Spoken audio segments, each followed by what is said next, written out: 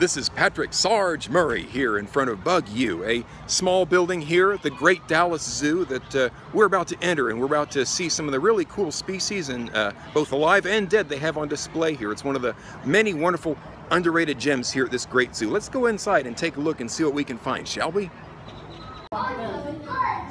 This building might be small, but it's got a lot of cool stuff in here. Check this out. Of all the insect and arthropod exhibits I've seen at all the zoos I've ever visited, this is the only place where they have, right next to each other, both a Mexican flame-legged tarantula and Mexican red-knee tarantula, both right next to each other. Boom.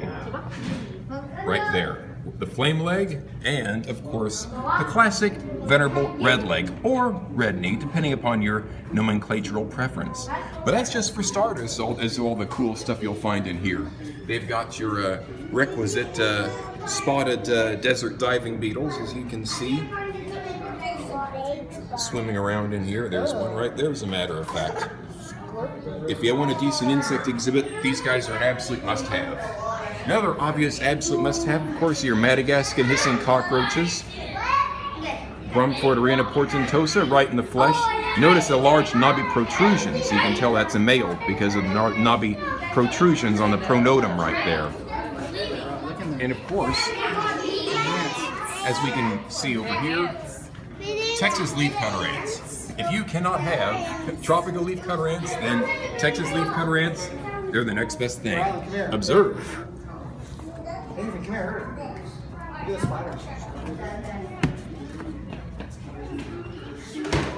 But of course, one of the really cool things you can see, which you can spend just a long time gazing, is a map of Texas covered with species of native insects and other arthropods.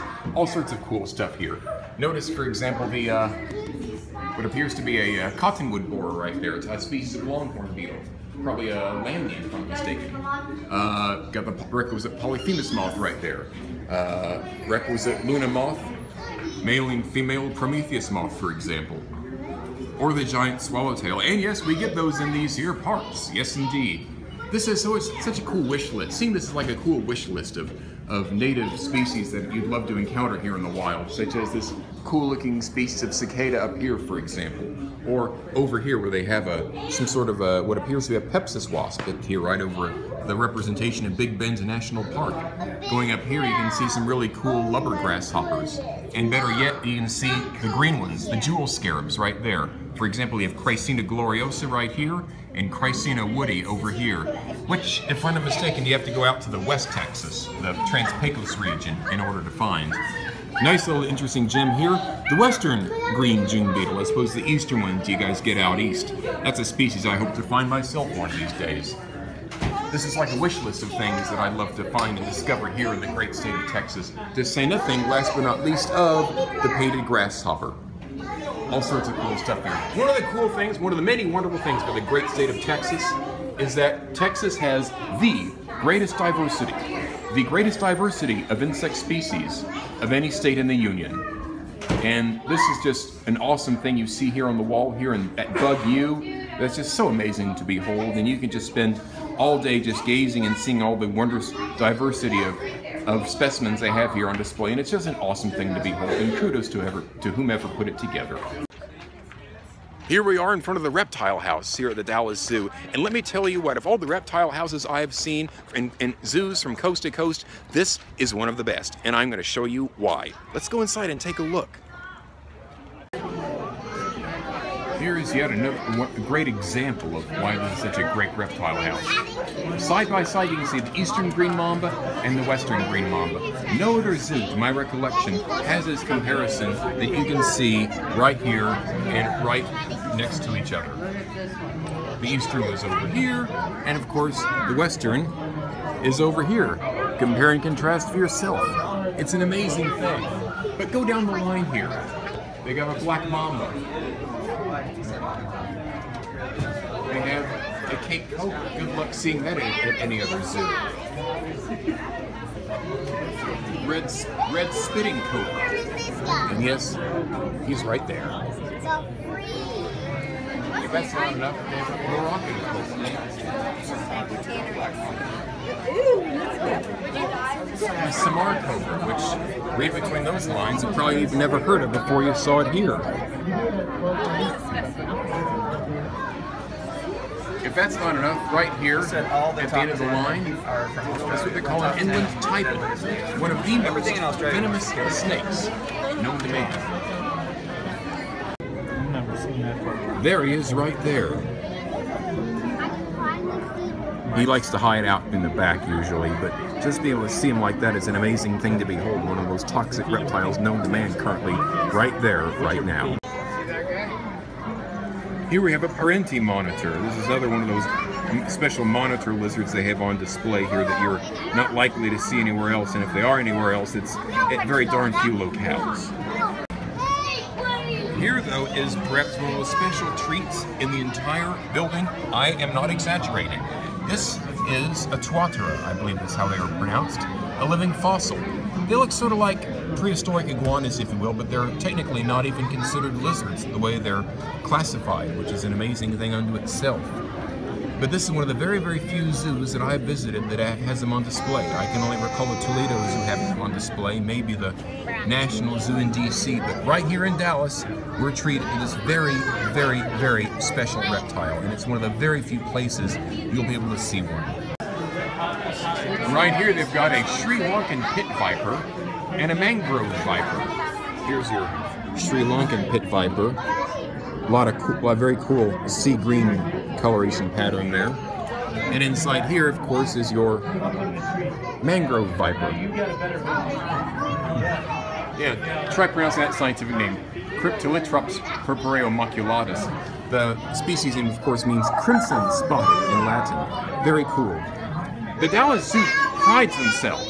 They pride themselves on having the largest amount of venomous snakes of any zoo in the country, and it shows. This is such a special reptile house for that reason and for many others.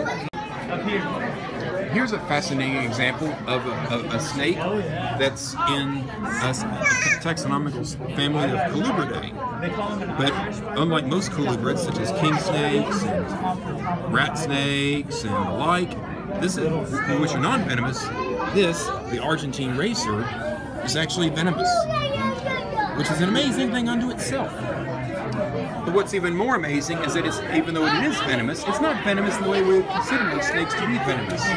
This one, as it explains over here, and its rear fang, it actually has to push its prey into the back in order to envenomate said prey. Unlike your pit vipers, for example, which envenomate with those big fangs up front. It's a fascinating thing, and such a fascinating thing to be. We're here at a very particularly special time where a keeper is actually feeding a mangrove snake, which, yes, is also venomous. He eats frogs. We might be here all day trying to wait for it to unleash the fury.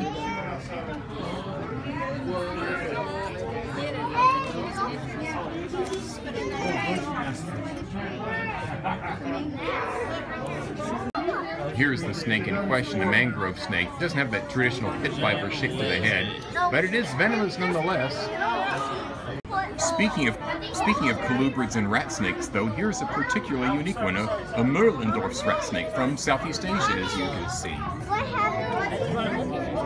There he is back there. And no, I've never seen this guy at any other zoo either. This is another great example of a special species of snake that you're not likely to see anywhere else. Here we're in a place where you got a lot of smaller tanks. This is a wing unto itself. Mostly amphibians here, and some of the amphibians here that they have on display are true gems unto themselves. But also some great lizards you'll see here too. Let's find out which ones. Behold, behold, behold. A reticulate collared lizard. Again, as I mentioned any number of times before already, this is the only zoo I can recall where these special lizards, which are native to the United States, are here on display. What a handsome species. What a handsome specimen. As you can see, you have to go to the southern part of Texas in order to find them. But it's a very, very interesting species, to say the least. And I'm so happy to be able to see them here. And I'm so happy the Dallas Zoo had the foresight to put this handsome species on display for all to see. Speaking of handsome species, check out this green tree skink. Now you'll find these guys in the Philippines and in Papua New Guinea and Indonesia. But of all the skinks can be pretty cute, you know, when under themselves. But this green tree skink, in my estimation, he particularly takes the cake. What a fantastic species and specimen. And again, kudos to the good folks here at the Dallas Zoo for putting this handsome specimen and handsome species on display. What a cool fellow.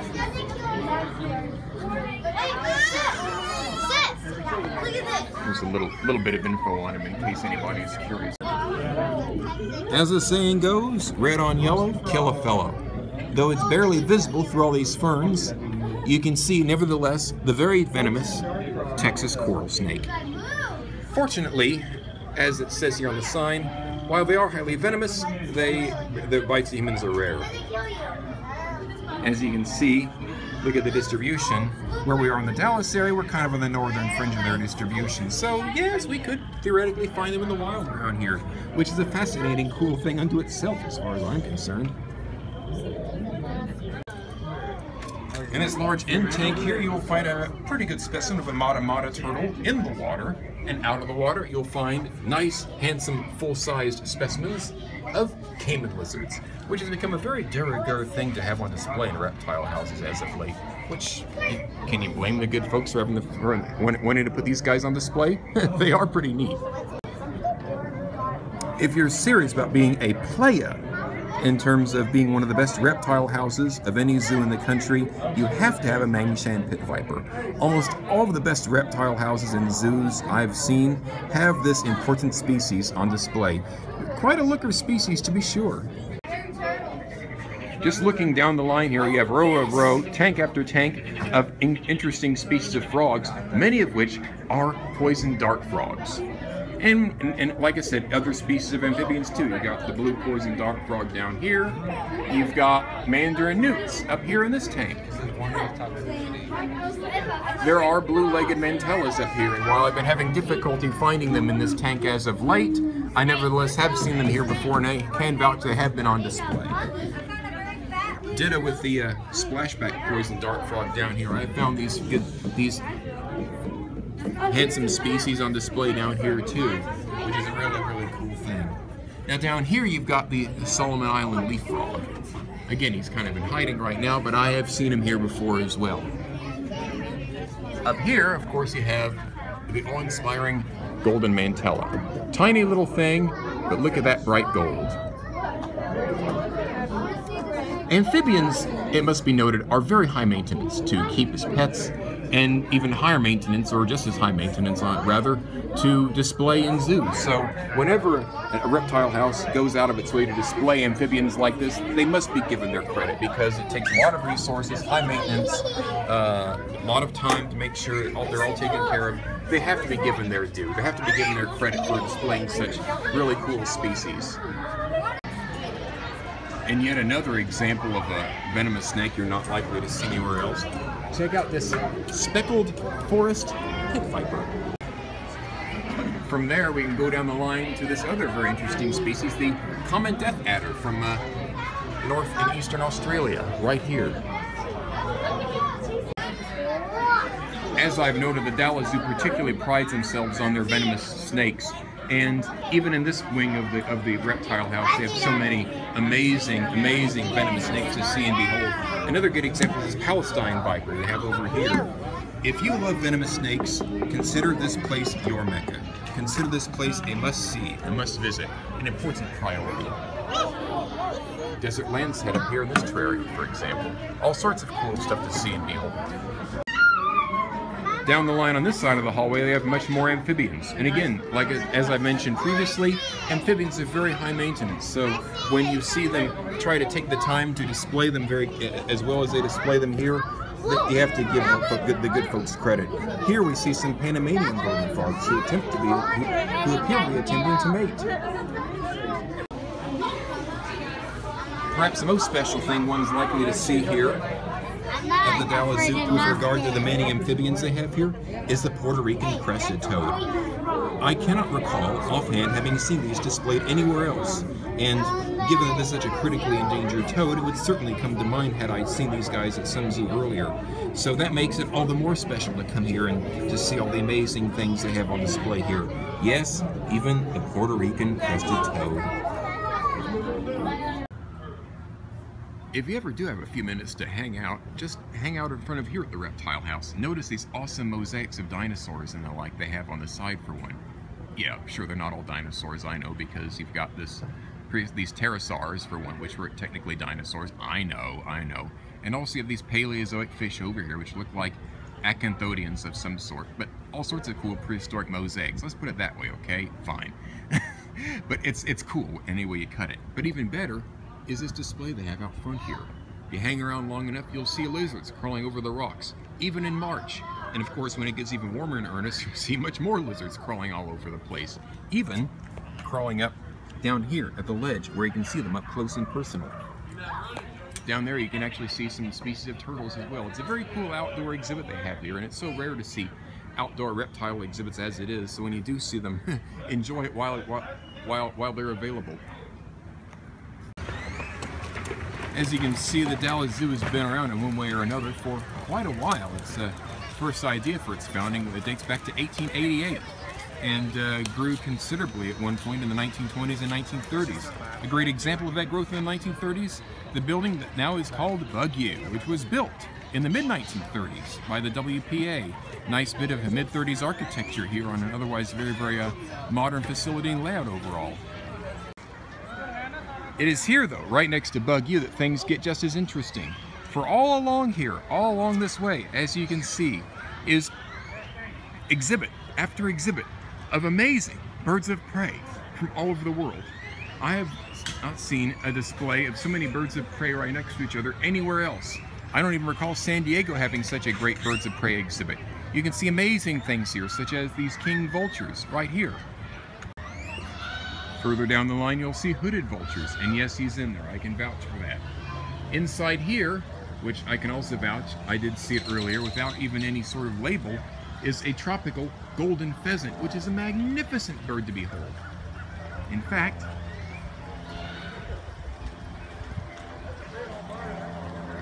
he's back there. I can see him even with all this glare. Such an amazing species to behold.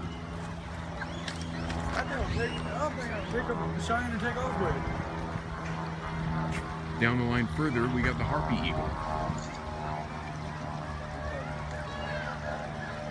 No missing those feathers that make for that interesting hood at the back of its head. And here's a particularly interesting species, the African fish eagle. There's one there. There's another right up there. Notice the contrast in the feather plumage, the white and the very dark brown.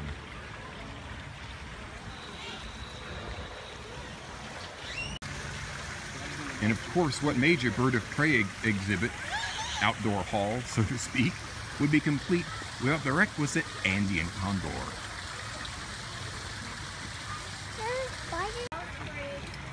Speaking of serious bird of prey outdoor exhibits being complete, naturally one was de rigueur species would of course be our very own national bird, the American bald eagle.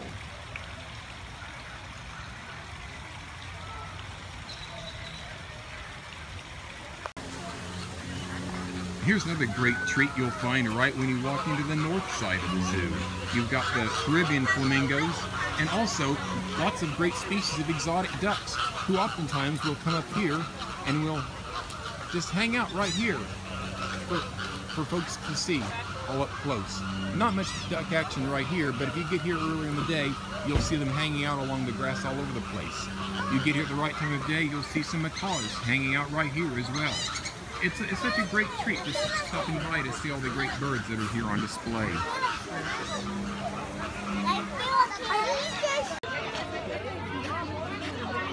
We haven't covered 1/10 of all the great things they have here on display here at the Dallas Zoo, but unfortunately, that's all the time we have here for today.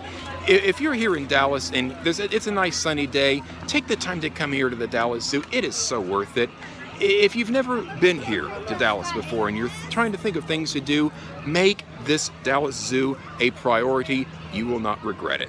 Are there other great things in Dallas make priorities as well to see? Absolutely. But needless to say, here at the Dallas Zoo, it should be high on your list. And let's use this as a reminder, shall we? It doesn't matter where you live, doesn't matter where you're from, there are always great things to see and explore and discover, even if they're here in your own backyard. So until the next time, keep exploring, keep enjoying, and keep discovering.